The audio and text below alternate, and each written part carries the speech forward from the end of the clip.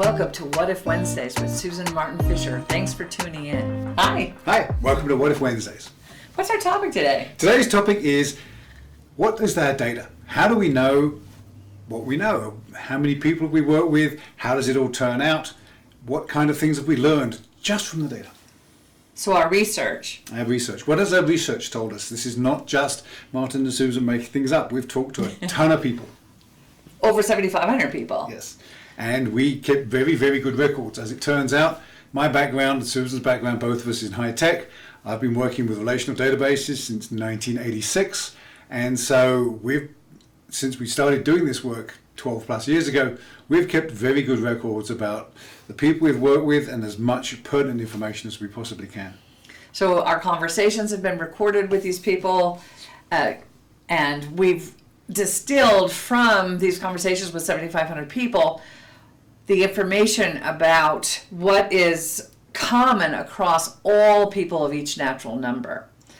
So if you're just turning in for the first time, Body of Nine is essentially an assessment system that allows us to understand what kind of body we're living in and how that body is equipped and how the sensors work. So there are 9 centers in the body, 3 in the head, 3 in the chest, and 3 in the core of the body.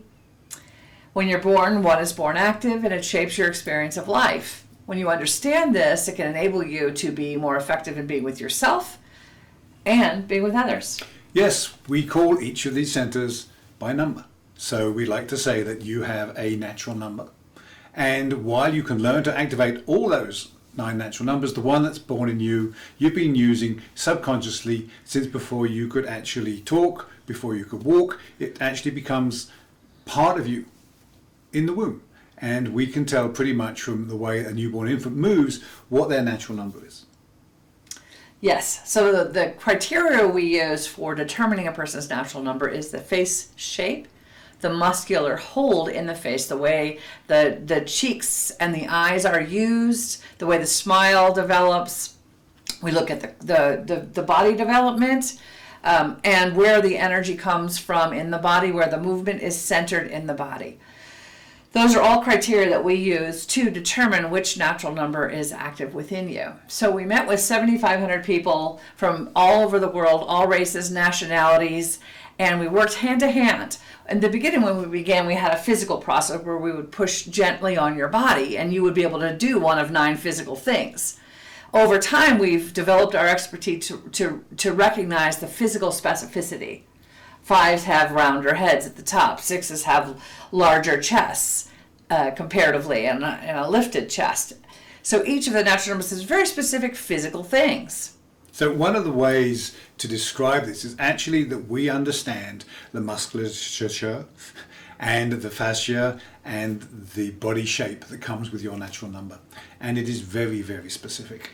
Very specific. And while we haven't quite got to the place to be able to use technology to identify people, maybe one day we'll be able to, because it is that level of specificity. That too. So it's very, like Martin says, specific, and it's measurable by a human being. You have to learn how to measure it, and you have to learn how to activate the energy in your body in order to perceive it in another body. It's kind of like with a radio. You have to tune yourself to a radio station in order to be able to hear the radio station. So when I'm identifying people through the physical process, or Martin, we tune our bodies to each of the frequencies as we're testing for them. So there's both a physical ability as well as an energetic match. There's an energetic signal that gets passed between you and another person. This is happening all the time out in the world. We're just so used to it just being there that we don't recognize how. I mean, you do know that other people are different, but you don't really understand how. Well, this explains the how they're different from our research. So, step back just a little bit. What we've just described is the physical manifestation of your natural number. But as it turns out, we use the term number specifically because the numerology behind these numbers is actually surprisingly and almost excitingly specific as well. Because the way the numbers interact and the arrangement of the numbers and the pairings and sequences, it's all actually very useful. as a predictor.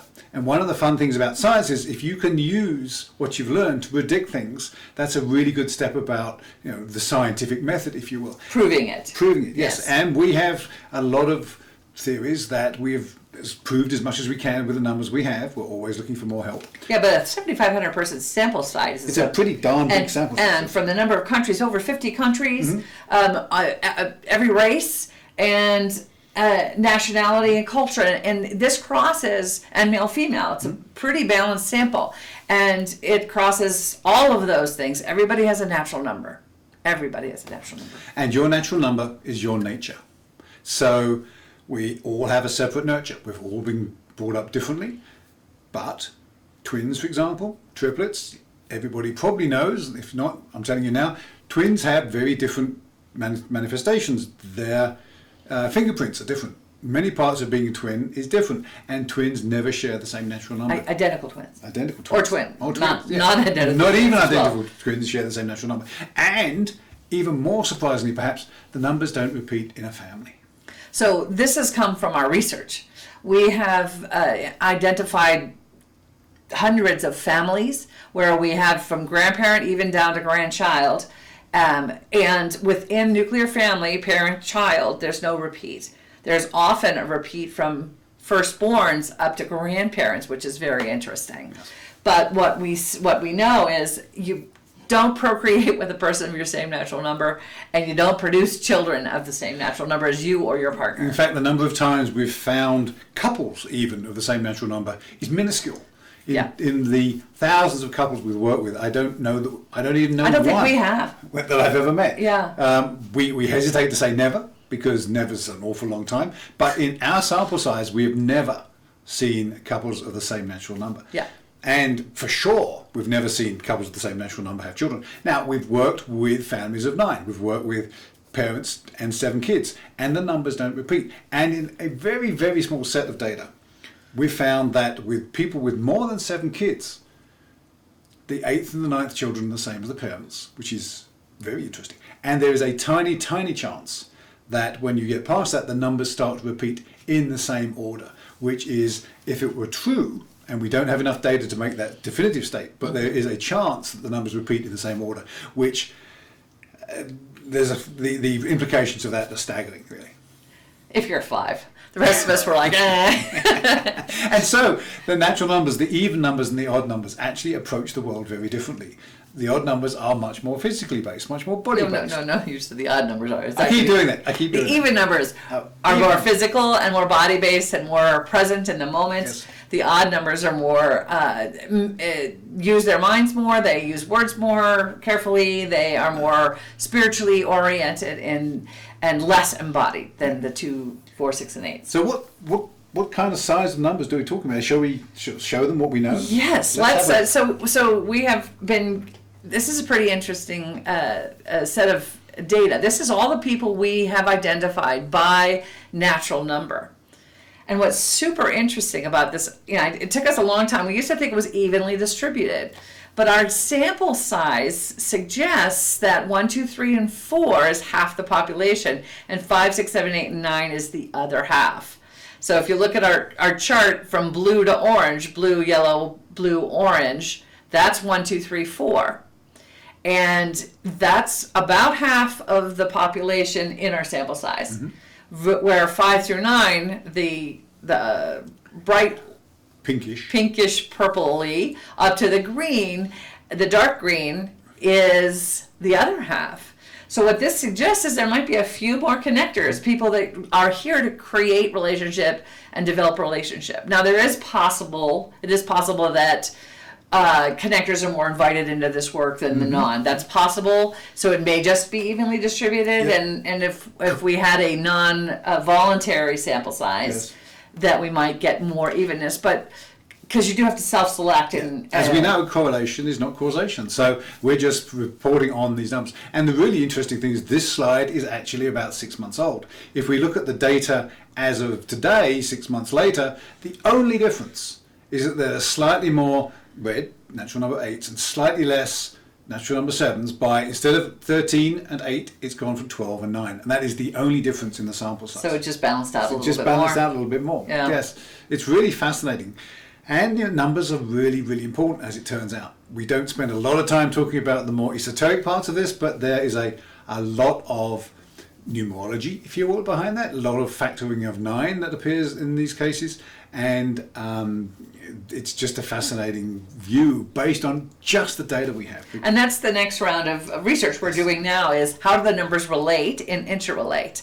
What does a pair of 5 and 6s create in the world? What does a 1 and 2 create in the world? And the 81 combinations or whatever, I don't know what the number of combinations. 81 if you include the same. Yes, okay, so. 81 combinations of pairings that you could have in the world.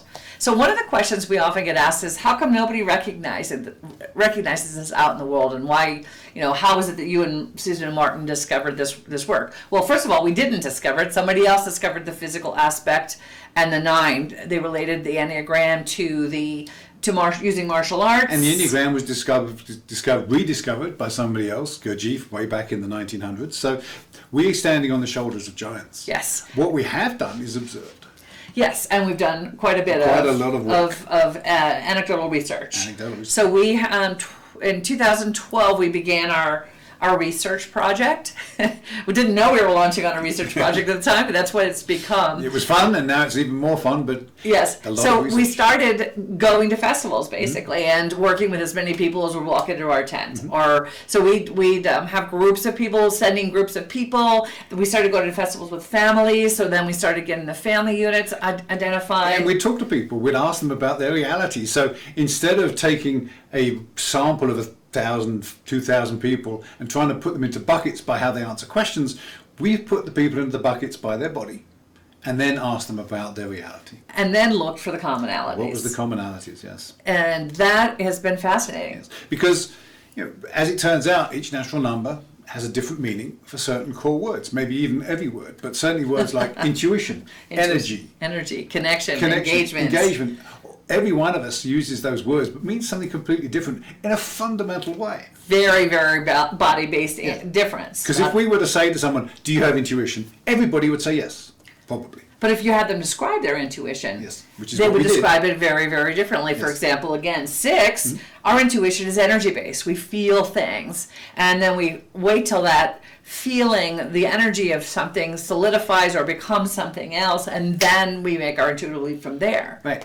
My natural number 5, we tend to make our intuitive leaps by talking and by taking all this data we have from all sorts of places, and then 1 + 1 = 2, add a couple more, and all of a sudden you get to 7 without actually going through 5 and 6. But signs are an important part of signs 5. are a major important part, yes. 5s are always looking for signs as a way of validating, guidance, getting guidance. Yes. It's really interesting. I mean, a lot of us use signs, but yes.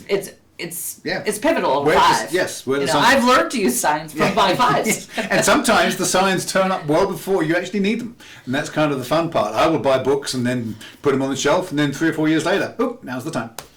Strange but true. Yeah, so we all have a different kind of intuition. That's part of one of the interesting things about intuition studies, is they actually don't take into account that you're dealing with 9 physiologically different kinds of people. So what is intuition?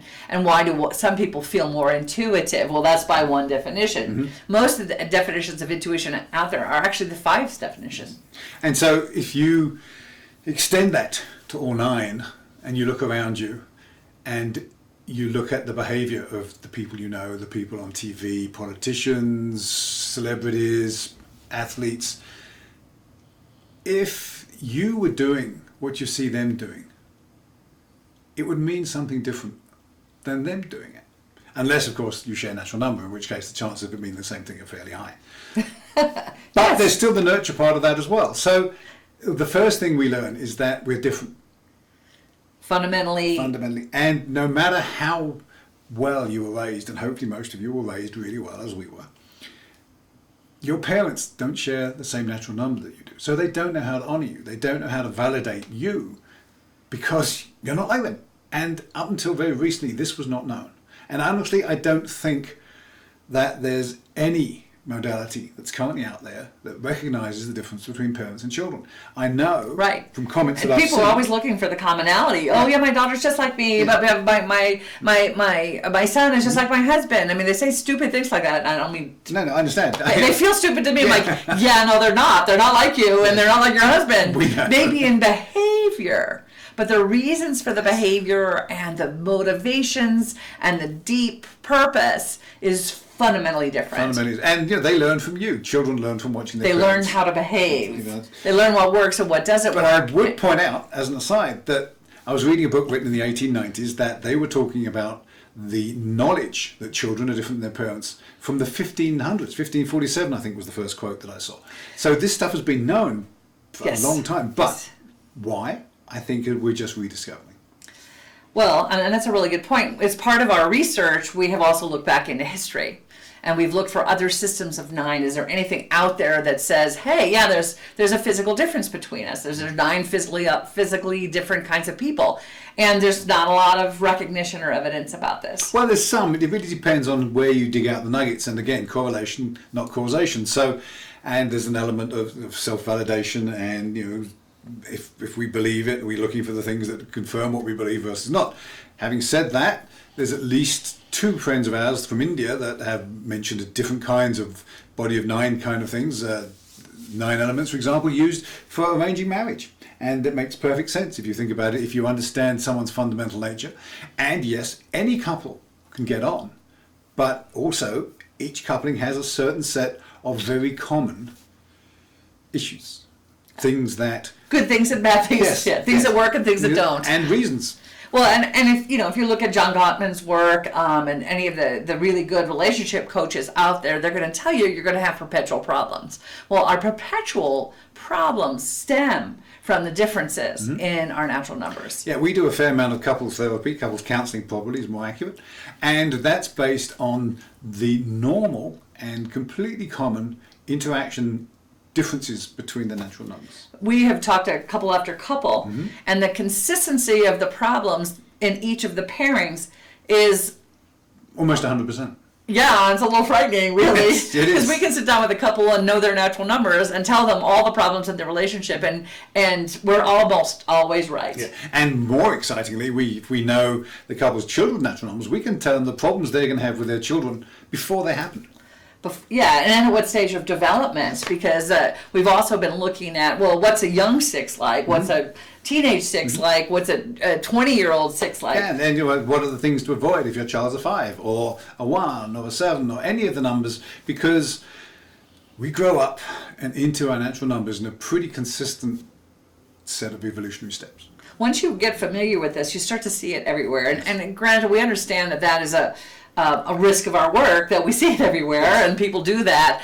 However, the data is pretty compelling. Pretty compelling. It's very compelling. And we're continuing to do more and more scientific studies as we get more and more support from the scientific community, and it's slowly starting to happen. We've been working now for 12 years, and we've touched on a number of different doctors, surgeons, and we get that support and we learn from them, and nobody has ever turned around and said, that doesn't make any sense. A lot of people have said, I haven't been taught that, so I'm not going to listen. Yeah, we can hear that a lot. Yeah, You must be smoking something. Yes, you guys don't have a PhD in anything. natural numbers. Well, we do have a PhD in natural we numbers. actually do have the Yes, work. we And do. so We've done the work. we've done the research. 12 years for me, 20 years for Susan.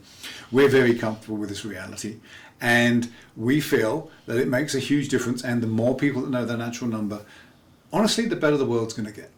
Well, because it releases you from self-imposed suffering. That's a pretty powerful thing. It's a pretty powerful. It basically takes away the fear. It helps you figure out what what beliefs have been given to you versus what beliefs you choose to take, and it also gives you this ability to be honored, to connect back to your magic. Because it brings you back to your nature. So it moves away all the levels of nurture that are on top of who you are at the core level. And that's really powerful. Yes. One of the things we are doing, our additional research, is we're starting a study with IONS, the Institute of Noetic Sciences, that does a lot of work in studying non-classically scientific subject matter. So we're working with Dr. Wabi at IONS, And if you'd like to participate, anybody that wants to get identified, you take a survey beforehand, you get identified, you wait a certain period of time, and then you take the survey afterwards. And we're trying to analyze the impact of knowing your natural number on the course of your life and your general happiness. So we're pretty excited about that as well. So our research has been working with people for 12 years and then analyzing that information that we got from working with those people. We have then concluded some core information about each of the natural numbers, and now we're doing more research into the impact and the power of this work for individuals, and B, how does it affect us in our relationships with ourselves, with each other, our children, our loved ones, our families, and our workplace. This is very, very, very powerful in the workplace. For example, if you have a natural number 8 boss, they're going to want you to do what you said when you said you were going to do it. And if you don't do that, they're going to lose trust in you. If you don't know that about your boss, and that's their way of being, you can have a pretty tough relationship. If your boss is a connector, they want to actually do that little chit-chat and connection before you get down to work. And if you're not, that may be sort of frustrating to you, but it actually and vice helps versa. the relationship. Absolutely. Yeah. So this work is applicable everywhere. Mm-hmm. And the other thing that we have learned as we've done research out in the world, once we begin to understand what this looked like and we look at all the different modalities that are out there, you can see where they've come from. For example, meditation. There's 3 kinds of meditation we think that have really come from the 5s, the 7s, and the 4s, who inherently use their abilities related to their natural number to generate meditative states. The other natural numbers have learned those from the 4s, the 5s, and the 7s. So what we are able to do is look out at the modalities that exist out there and understand what are they doing and how are they working. And why are they being effective? And how can you make that more effective for you with your natural number? Mm-hmm. Yoga is another really good example. Yes. Certain yoga poses are really easy for you and certain yoga poses are hard. Some people are really good at yoga and they're like super flexible. These come from your natural number and the way your body is equipped. So knowing a natural number and bringing the awareness of Body of 9 out into the world really makes pretty much everything more effective. Yep. Because you can understand it better, you know where it fits into your own context, where you fit in the larger context. And this is what we've learned from all of our research. Yeah. So I think it's not a bad place to stop. That's great. It's good to talk to you all. Look forward to talking to you again next week. And happy Wednesday. Bye for now.